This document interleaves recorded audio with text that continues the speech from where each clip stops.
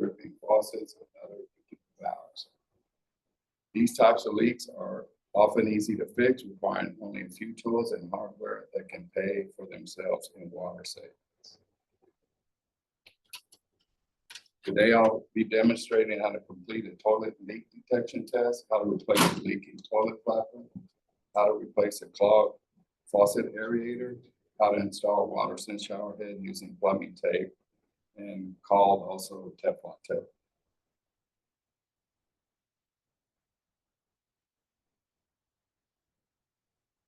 A good way to check to see if your flapper is leaking, you can use a leak detection tablet. We have those here for you to also grab if you need one. You can find them at your local hardware store, Walmart, Home Depot, or plumbing supply company. We have a short video on how to do that leak detection.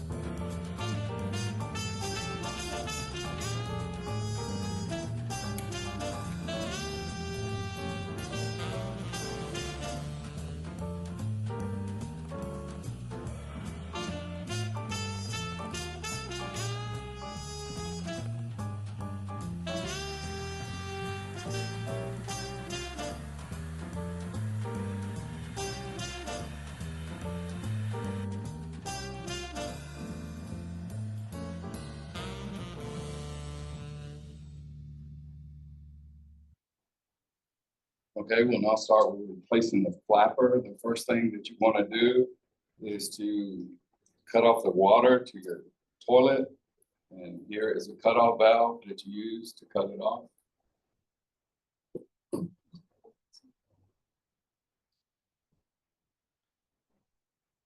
Okay, I want to point out the components of the toilet tank.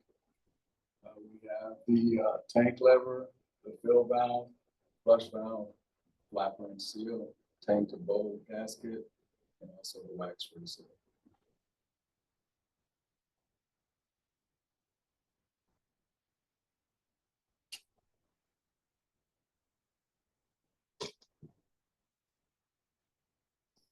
Okay, the steps to replace the flapper.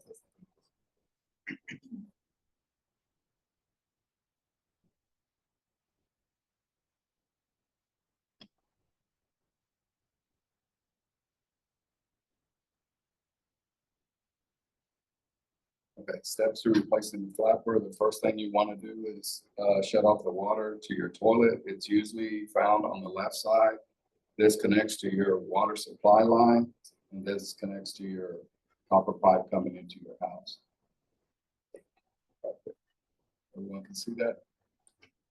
Okay. Then you flush your toilet. So you cut off the water so your tank doesn't refill. And you can do that by flushing the toilet once you cut off the water. It's pretty easy to do. You just take the flapper, remove them from the flush valve pegs. So remove the chain from the flush handle. You have your flapper, and to replace the flapper is in reverse of how you removed it.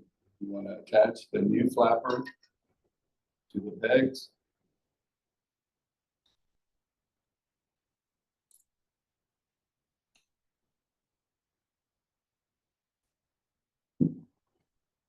So then reattach your chain.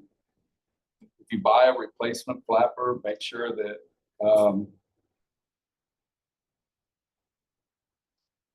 that the chain is not too long, so it doesn't get caught up under the flapper and causing the toilet to leak.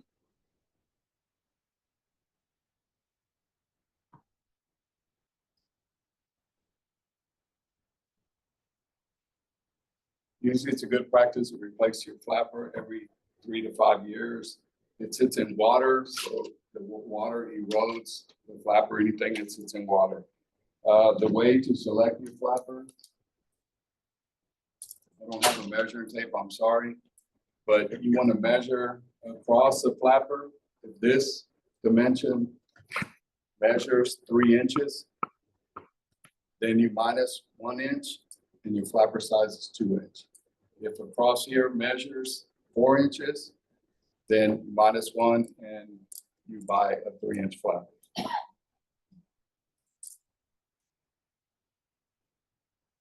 Okay, we'll now move on to the how to replace the aerator.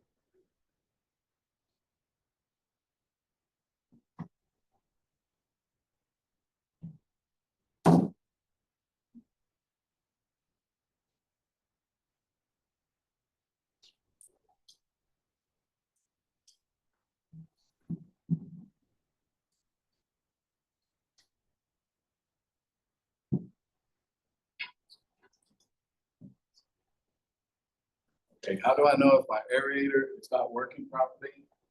Low water flow or restricted water flow. Aerated, a standard spray of air mixed with water. Spray, a miniature shower spray. Laminar, a non-splashing solid stream. So we have a faucet here. Okay.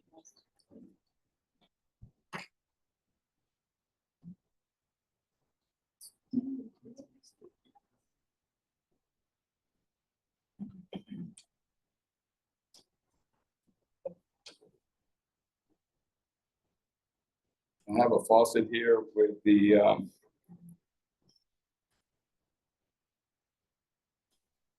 aerator here.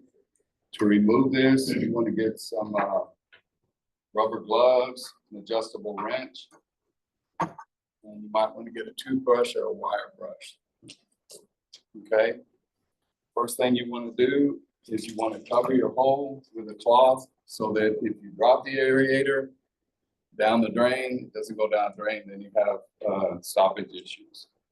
So the first part to removing the aerator is to turn the aerator clockwise. You can try this by your hand.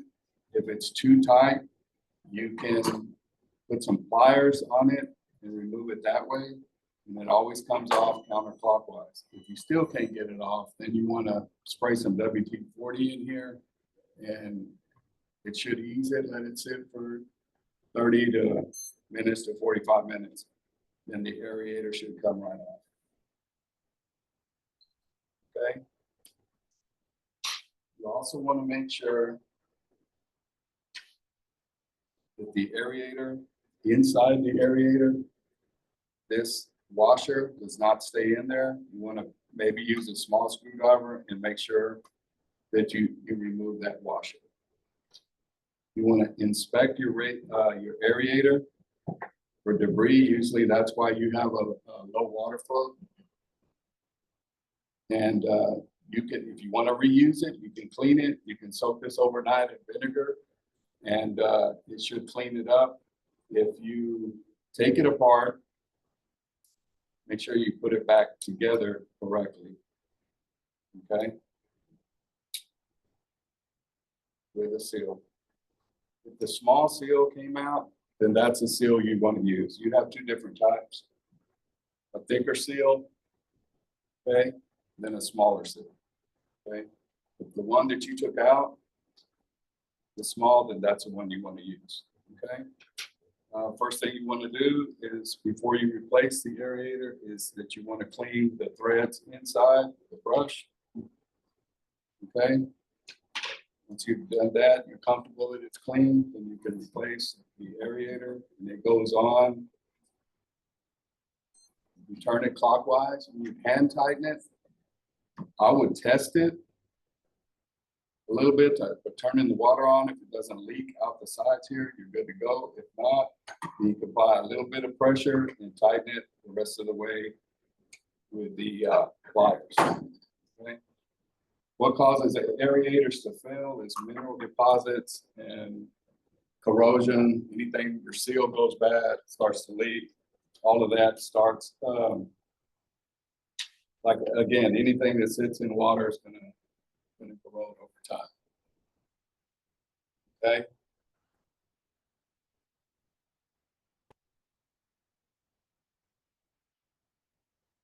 Now go over plumbing, Teflon tape, how to use Teflon tape or plumber's tape.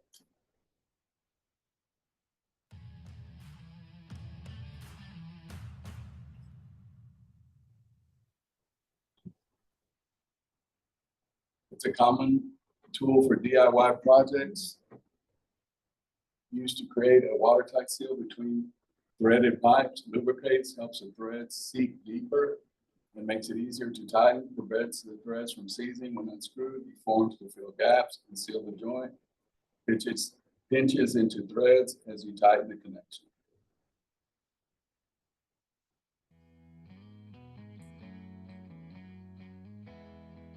We have a short video.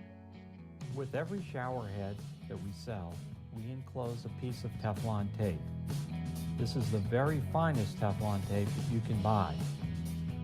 Teflon tape is very easy to install. Just make sure that your shower arm does not have any of the old tape on it. Make sure it's clean, and then take the strip of Teflon tape that we give you, wrap it around the end of your shower arm clockwise, using all the tape that's enclosed.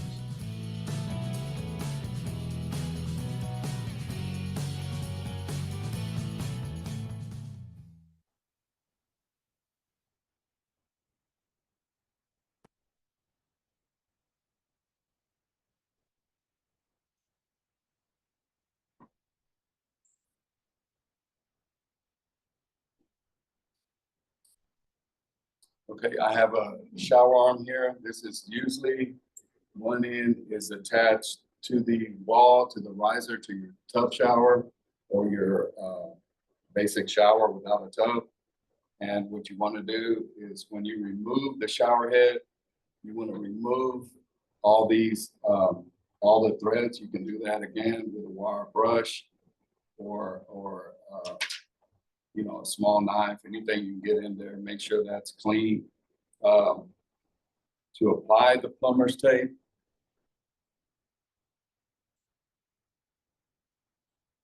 you want to wrap it around the threads. You start at the top, in the middle, however you feel comfortable. You can stretch the plumber's tape across.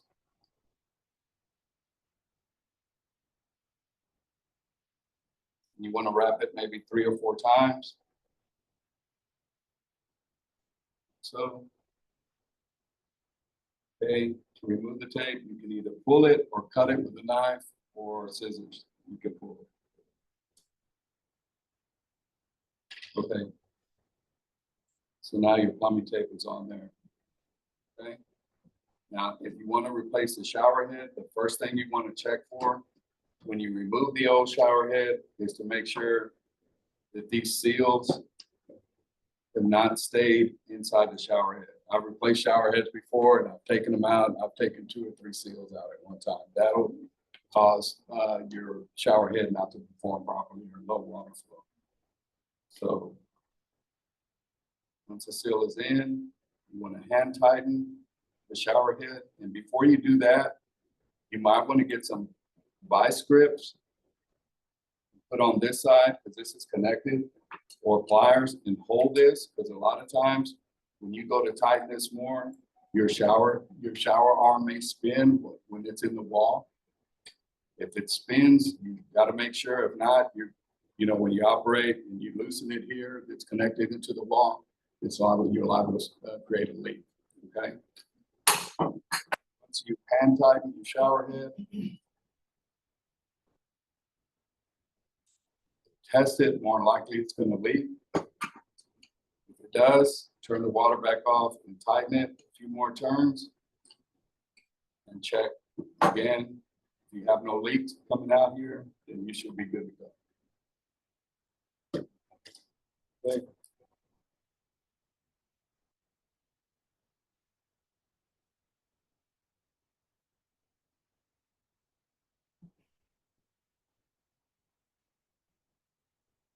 Okay, and of course, you can find resources on savedallaswater.com. We have multiple programs for qualifying residents that you may find interesting. We also have gift bags for indoor and outdoor. They include Teflon tape. Okay. They include an aerator if you're interested. They also include a flapper as well. And for the irrigators, I think we have a spray nozzle and a rain gauge. Okay, that concludes my presentation. Thank you for coming.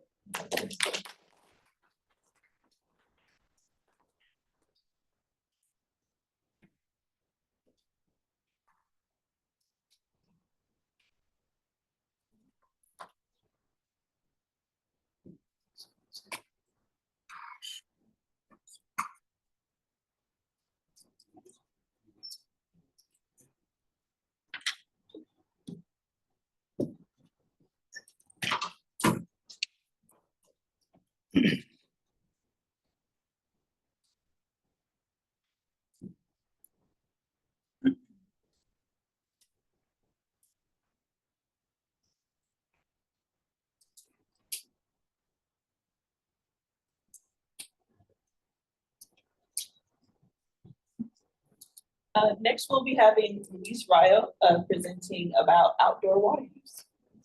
Hi, everybody. My name is Rayo. Like they mentioned earlier, I've been with the city for roughly 9 to 10 months, and I've been doing irrigation for a while. And right now, I want to introduce you to the difference between outdoor and indoor consumption. Something that we see often is, or something that we hear often is, I don't believe my irrigation consumes that much water. So we're gonna show you a couple of things that are gonna show you how your irrigation is set up, how much water your irrigation could possibly be consuming, and different ways that you can save some water and use that water wiser outdoors. As you can see here, we have an example of a zone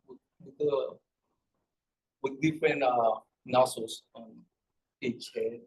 We have a full nozzle, we have 3 halves, and we have a quarter. If you're wondering what the circles are, that's head-to-head coverage. That's what we need to get water distributed evenly in that zone.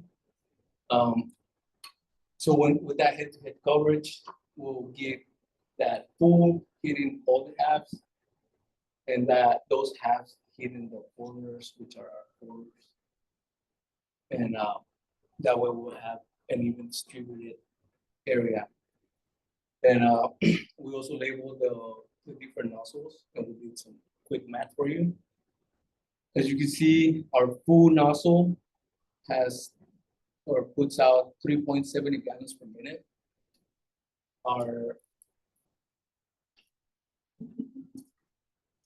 Our half nozzle, which we have 3 of those, that consumes 1.85 gallons per minute.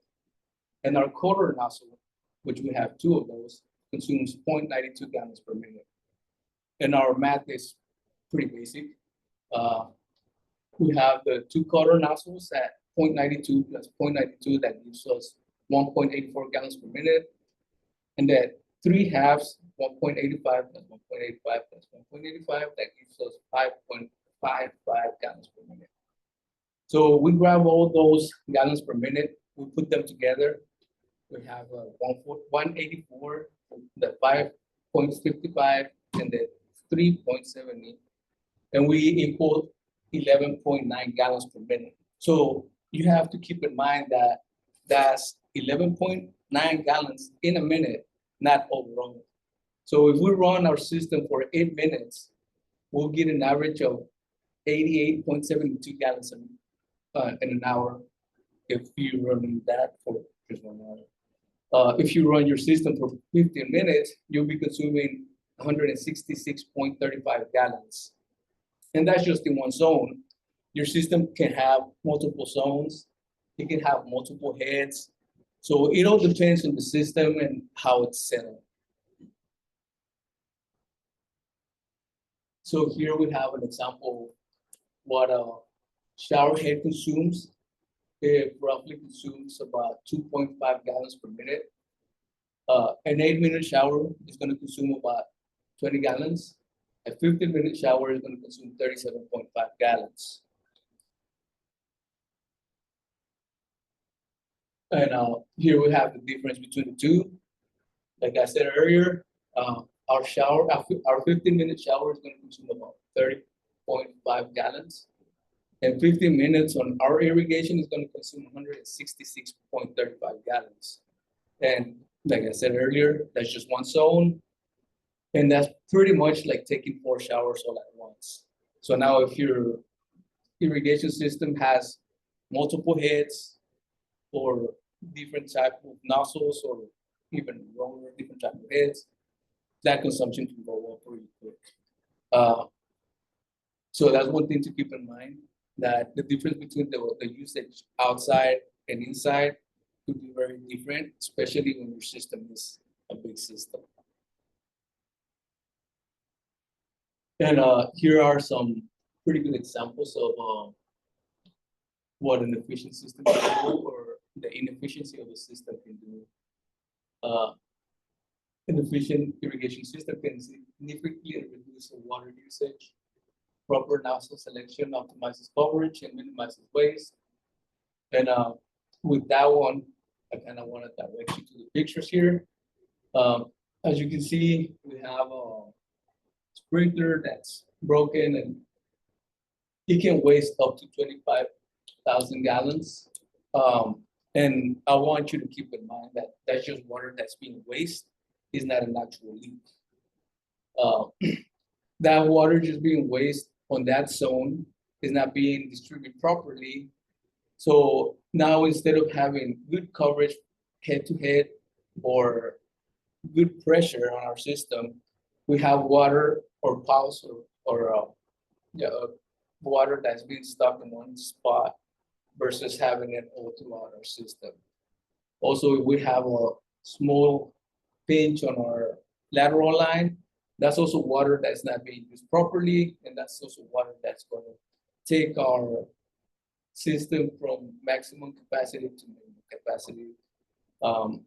And then on the far corner, as you can see, we just have a nozzle that's spraying on the sidewalk. And basically that's where our nozzle selection comes in. We want to make sure we have a nozzle that's going to cover that green area instead of covering the whole thing. If we have a nozzle that's covering half of the walk and half of the house, we're wasting that half that's watering into the sidewalk. In that picture, we could probably go with a cube or a quarter nozzle that would basically cover just the quarter that it needs. In both households and landscape, water saving practices are essential, especially because nowadays too much water in one area can be a pretty high bill. Another thing I want to mention is if we don't have the right coverage in our irrigation system, that can lead to a lot of bare spots in our lawn, yellow spots. So we always want to make sure that we have the right coverage and the right nozzles for that coverage. And in the next presentation, my partner is going to go over some of the different equipment that goes into an irrigation system. And he's going to show you what the different parts do and how to fix or work with them.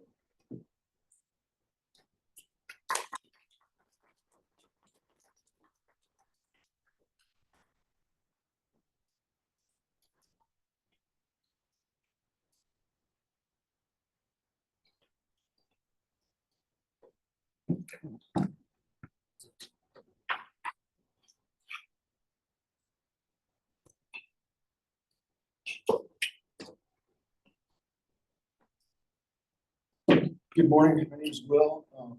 Like Luis, I'm also an irrigation specialist with the city of Dallas.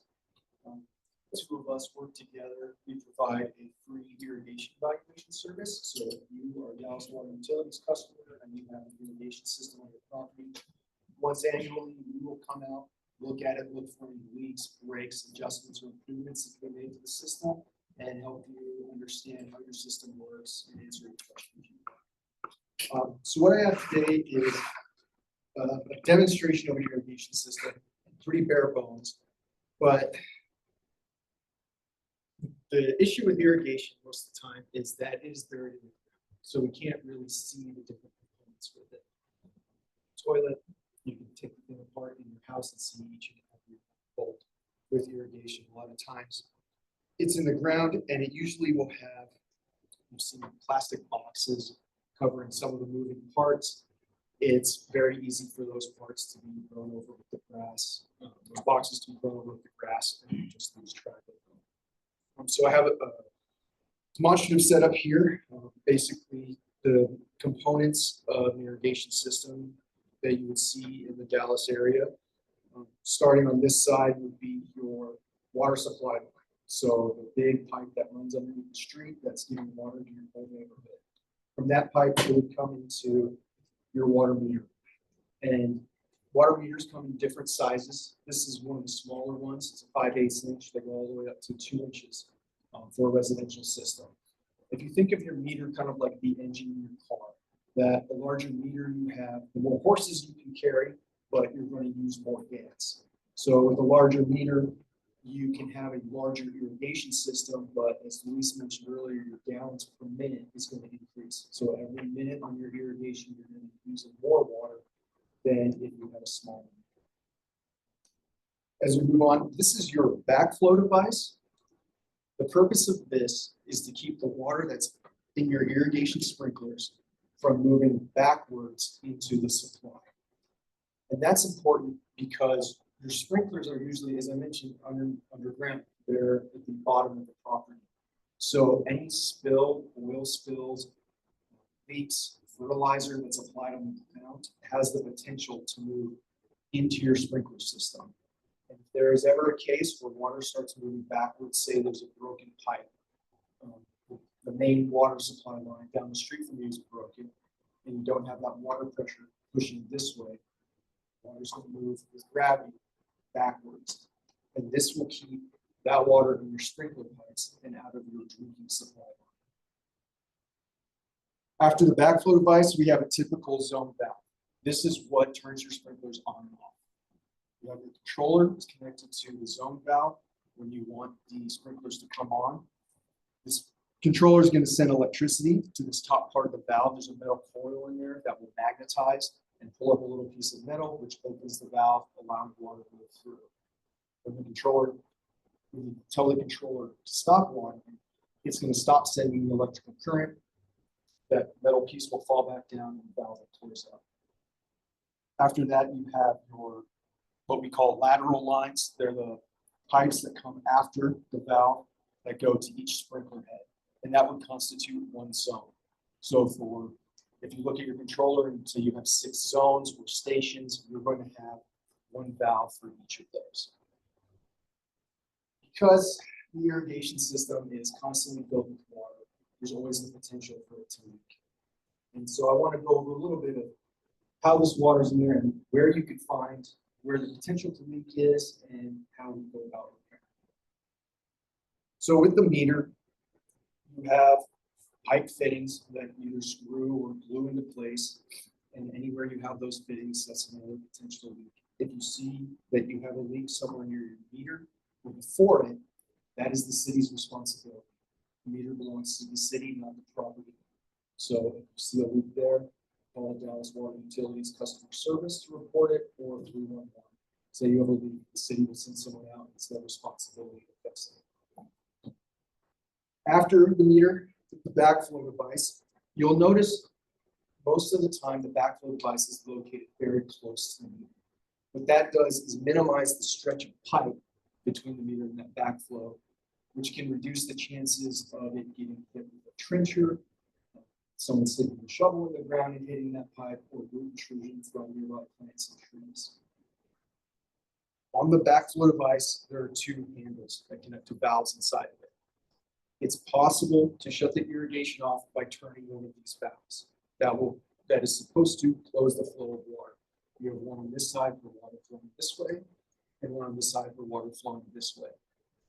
The purpose of these valves is so that someone can test the backflow device, so that they can observe if the water is moving this direction or this direction.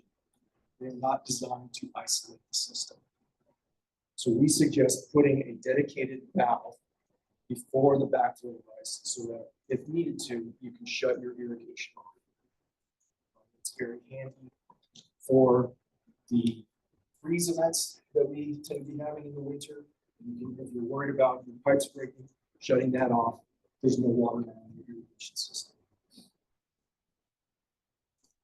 If you have a leak from the backflow device or the valve for it, we would suggest calling a licensed irrigator or a backflow prevention assembly tester. Those are licensed professionals in the state of Texas. They know how to fix these things, and the state of Texas says that they're qualified to do so. After your backflow, you're going to have probably the largest pipe in your irrigation system, and this is what we call the main line. This section of pipe is always under pressure. It's a large pipe, and it's fluid, and it's constant what we call static pressure in it. So that has the potential to be your highest, if you have a leak there, to be your highest consumption. So any work that's going in the ground, you hit that pipe, you're going to have a geyser that's going to go until you come and shut the irrigation on. One way we can prevent this or minimize the damage from the mainline is to simply put another valve on it. And what that does is it now shortens the amount of pipe that is constantly under pressure. This is what we call a master valve. It's the first valve to the entire system. And this valve will sit here and stay closed, not allowing water in the mainline pipe until the controller turns on. It says, I need to run irrigation. It will send electricity to this valve, which opens. At the same time, it sends electricity to your zone valve, allowing water to fill the main line and then go to your irrigation zone. If you don't have a master valve and you'd like one installed, then we suggest contacting a licensed irrigator. There's going to be some trenching involved with that because you're going to have to move that valve to talk to the controller. So a lot of time it involves running a new wire to the controller. After the main line, then your zone valve. The common leaks we see with those, the most common we see is what's called a weeping valve, which means this valve is not closing entirely. It's allowing a small amount of water to get through it. You'll likely see that in your irrigation zone. The lowest part of the zone, a small amount of water will constantly be coming out of the sprinkler head. If you go replace the sprinkler head, there's still water coming out of it. That's because this valve is not closing all the way, and a little bit is getting through. Likely causes are the solenoid or the working parts inside the valve. Again, call a licensed irrigator. They're familiar with the valves. They usually have the parts, every part to take a valve apart and replace it with them. After the valve, the stretch of pipe there is called your lateral pipe. And it's differentiated from your main line that it is not always under pressure. The only time that it has water pressure in it is once this valve is open. So that would be a leak that's running constantly. You would see this leak when the zone is turned on. Really, there's no great cure for that besides identifying that you have a leak and getting it repaired. The valve is doing its job by not allowing water in except for when you tell it to. At the end of the zone, you have your sprinkler head. This is the part of the irrigation zone that sits at soil level at the top. And so it is most likely prone to get damaged. Lawnmowers, string trimmers, the Amazon delivery guy are great at hitting these things. The good thing is this is the one part of your system that as a homeowner is a fix that you can do confidently. So here we have our sprinkler head. It attaches to the PVC pipe that runs below the ground by a riser. With the head. When water fills the pipe, the stem of the sprinkler comes up, and water comes out the top of the nozzle.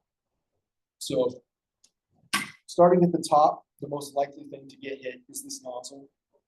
They're plastic, which is good because they can be cheap to replace them. If that nozzle is damaged, the best thing you can do is we have these tools. We have a couple that you can take with you if you like them. You insert at the top, it pulls it up, and then you can slide this part around the stem, and that will hold it up for you. I'm very forgetful. If my head wasn't attached, I wouldn't have brought it with me today. So I always forget these at home. What I like to do is turn the system on.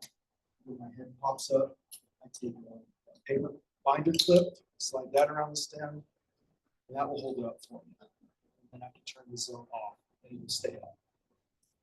Your nozzle on top, anything lefty loosey, righty tighty, you just take the nozzle off.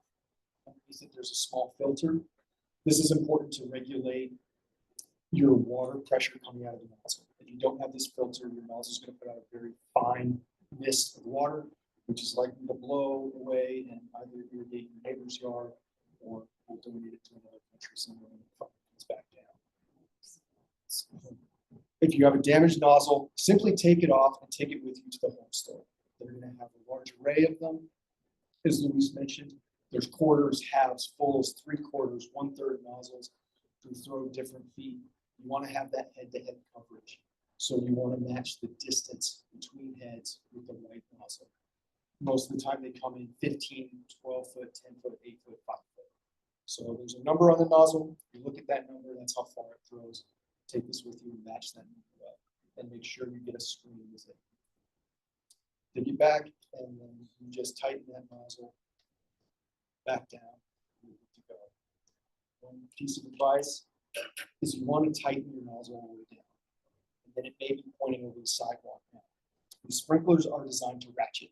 So turn it on, you see the water spraying on the sidewalk, simply grab the stem and turn it to where it needs to go. And you're all lined up then. Top of the sprinkler here is called the collar. Inside that is the wiper seal. Those also love to get hit by lawnmowers. They simply unscrew. You can go buy a sprinkler. Easiest is just buy one off the shelf. They all match up. Take that part, tighten it down. And then wait for it to at the top here when it's running, you have a simple repair. The next most common thing we run into are these riser pieces. This is by design because fixing your PVC pipe is a little more difficult. It involves cutting, gluing, getting a chemical weld in there, digging up a large hole to do that. This simple riser is going to break easier than this PVC. So when the Amazon guy cuts the driveway and drives over your head, this riser is going to snap. That way your PVC doesn't. They're also pretty simple. They involve a little bit of digging. You have to dig around the sprinkler head to get down to it. But the sprinkler head simply screws off, and then you're left with the riser there. They make a certain extraction tool because this thing is broken off. You can purchase those at the home store. They have a T-handle that goes in here and grips it so you can take it out. And the tricks I've learned along the way is a good pair of pruning shears. If you stick that in the plastic, you can get a grip to turn it out. And you simply unscrew the broken piece of riser. Again, go to the home store and we will sell the risers that look like this. It's called a cutoff riser. Just what I want to do is I don't want my sprinkler head too tall so that it gets hit with the lawnmower every time. And I don't want it too short where that stem can't come up and cut the grass. So when I get down to my PVC where my riser was, I look at my stem height and I look at my sprinkler height. I want my sprinkler a little bit. So thinking about this tall, just take your pruning shears again. Cut the riser to the height you want. And we'll screw back together. Tighten left loosey. One thing with this thinner plastic, it's not necessary to use the Teflon tape that you see. It won't hurt if you decide to use it, but you're made of this thinner plastic so that it seats into the threads of the sprinkler a little tighter than you normally see on a metal-to-metal connection or a PVC connection. And then you simply screw your head back into the PVC.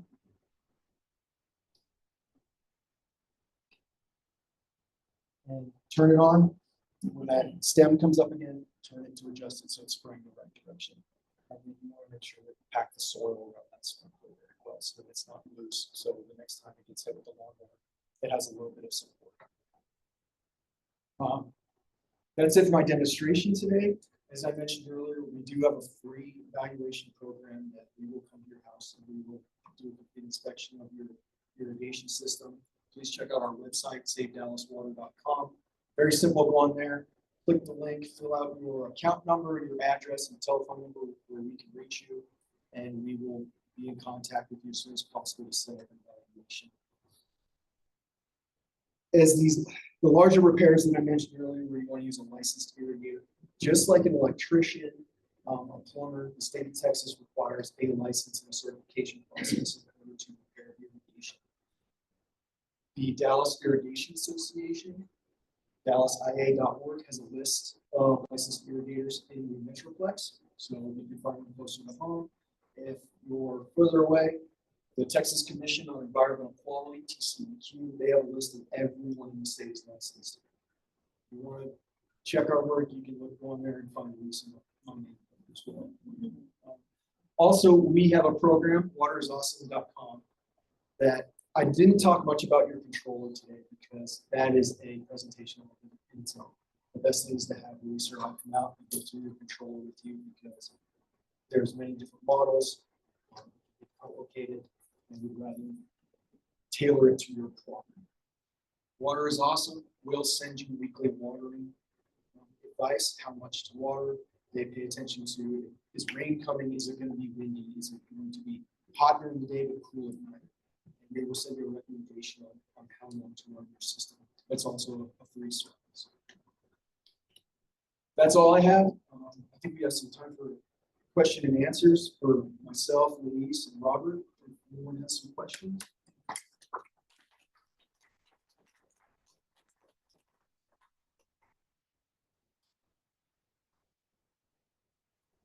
Questions from the audience that want to rehash any of the topics that they brought up today, or specific questions that you have a particular issue at your home and you have a question about faucets or shower heads or controllers, anything like that. It was a great opportunity to get 3 licensed professionals up here. John. So I have a faucet that is not leaking from where the aerator is. It's like from the handle. How would I approach that?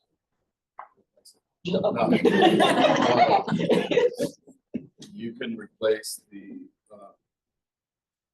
there's a valve in there. And this faucet, then bring a 2-handle one. Put this one here. It has a set screw in there as well as the 2-handle faucet. You can set an Allen wrench, you say Allen wrench capable, and unscrew it, remove your handle. If you have like plastic hot and cold, that you can take those off, and then sometimes there's a screw right in the middle of the handle. You do that, take that off, and then the valve is exposed at that time. You can remove that valve, pair of pliers, screw it out, and then take it to the store. If you know if it's a Moen, Vice Vista, or anything like that, Home Depot or plumbing supply, you know the number of put it back in. First, put your handle back with the screw in. If it's a single handle like this, you have a set screw.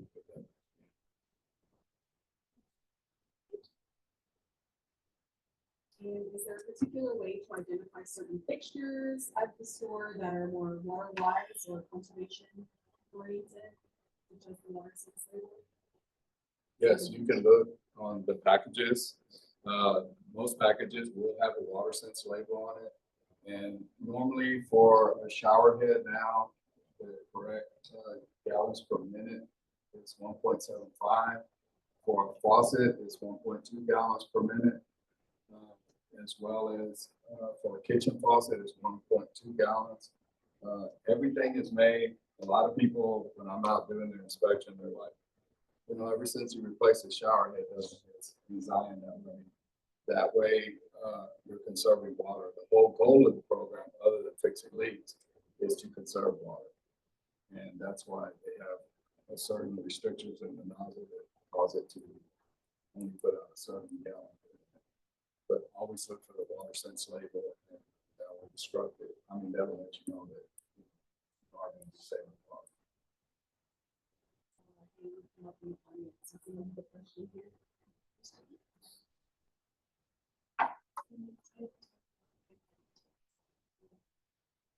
Yes, so the question, if you can use Teflon on your irrigation as well as your indoor fixtures? Yes. Yes. With the hose fitting, a lot of time it is the gasket inside. Yeah, it's a seal. They're 5/8. It's pretty standard for a water hose. Because there's some folks out there too that, you know, when they call in and say my hose bit leaking, that's a correct pronunciation for a outdoor water faucet. And a lot of times they'll say, you know, when I turn on the water, it leaks out. We don't consider that. I don't, because you have a water hose connected. So I use some take on pliers, take the water hose off and check it. If it's leaking, we'll replace it. If not, if it's in good shape. Usually I check the handle for resistance. If I feel a little resistance, that means the seal inside that cuts the water off is still good. If not, then I'll go ahead and replace it. It just shuts off kind of like real easy. Then eventually that's going to be, so I'll go ahead and replace it so they don't fall back.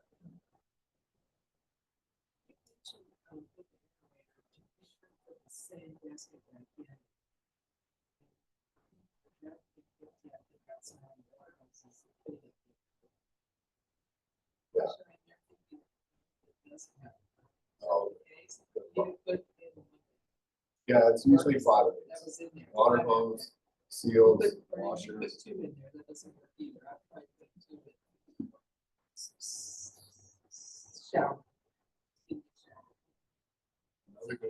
Another good practice is don't leave water hose on there. Because it'll freeze on there. You know, a lot of people put a wrench on, pliers or anything. And then if it's a copper coming out of the ground, put a lot of pressure on it, liable to snap it in the night. Water's going to go.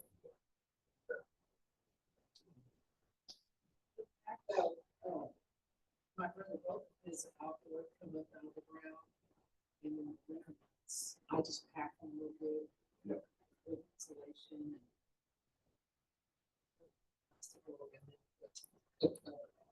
Right. More the better. Yeah. Yeah, no. Too much is not. But I have heard that you're not supposed to wrap them first with cloth because that could get, when it gets wet, like under it's not the ones you buy in the store. If you wrap under first, it gets wet, it can still freeze it. And the wrap is wet, freeze. So you don't put anything. On those, I know. I used to. If you use that insulation, you put a rag, you know, anything like they sell insulation that splits, it'll wrap around the pipe and take that up. Then put your cover, that's normally good. If you're leaking, if you're dripping your faucets inside, it shouldn't freeze.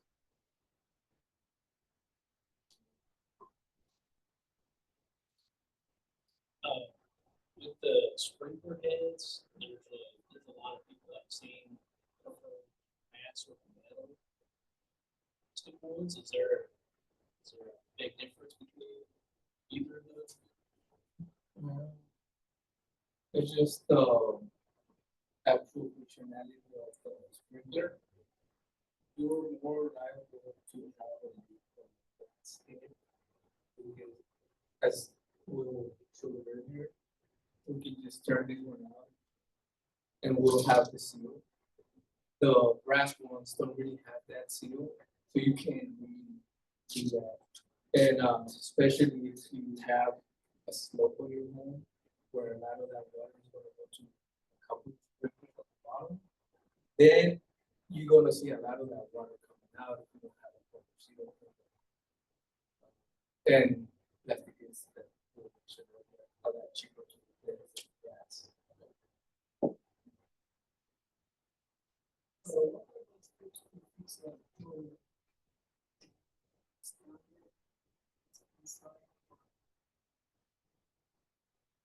You know, it's like when you work on your car, you go in the morning, try to start it, you always look for the easiest things first. Car, the battery, for that, the most common leak is the battery. So I don't know if you were here when they did the leak detection test. The blue tablet. Oh, okay. That's that, yeah. Well, I need to leave. But this is the most common thing that leaks. If you hear the toilet running at night, it's usually because this flapper they wear out, the rubber. A lot of people use the blue Tidy Boat cleaner in the tank. When I go to do an inspection at the house, I recommend to them not to use it because that Tidy Boat cleaner has chlorine in it and it eats away. This one's plastic, but it'll eat away that rubber. The one I used on the demonstration is rubber. And it will just start to deteriorate, plus other parts and seals in the toilet. Sometimes toilets where people don't normally check is if you take the lid off and you look and you see that the washer, the rubber washer, the bolts, the screws that connect the tank bowl to the bowl, they're mushroomed out, or you'll see a buildup from the mineral deposits in the water, the hardness of the water. A lot of times you might want to check in your tank and just feel around there. Those bolts get loose. They'll start to leak. Also on your fill valve that comes from your cutoff valve, it's normally, 100% of the time it's going to be on your left-hand side. Yep, that thing connects to here. Right here, that provides water to the toilet. That thing can leak. You also, I don't have one with me, but you also have a seal that goes here. Right, that can leak as well. If you haven't replaced your toilet in a long time, on the bowl, it has a wax ring, and that thing can wear out over time. And where the toilet sits on the floor, it can leak out on the side. So there's several places that, the fill valve that's inside the toilet, that when the water comes through and it's putting water in your tank, that can also get stopped up as well from the mineral deposits in the water. And it'll cause a slow water flow and take forever for the tank to fill up. Those go bad, or the flow goes bad, and it causes, if the water level goes down in the toilet tank, it tells the fill valve, fill me up. So if your flapper is bad and it's leaking, it's constantly telling the fill valve, fill me back up. So that's why you hear your toilet run. So there's several ways, there are several things that can leak in the toilet. The most common is the flapper and the fill valve that go bad.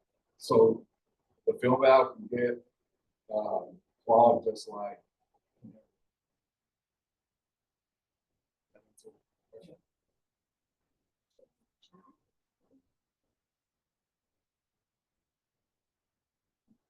So some questions.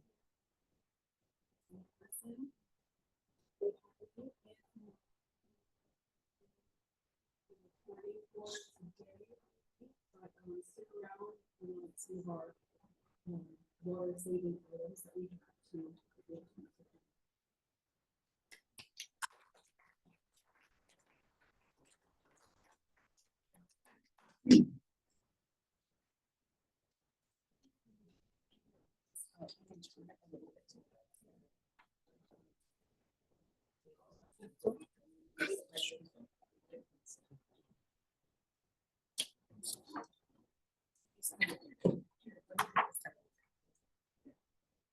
Yeah, I just wanted to leave this up in case people have more questions from the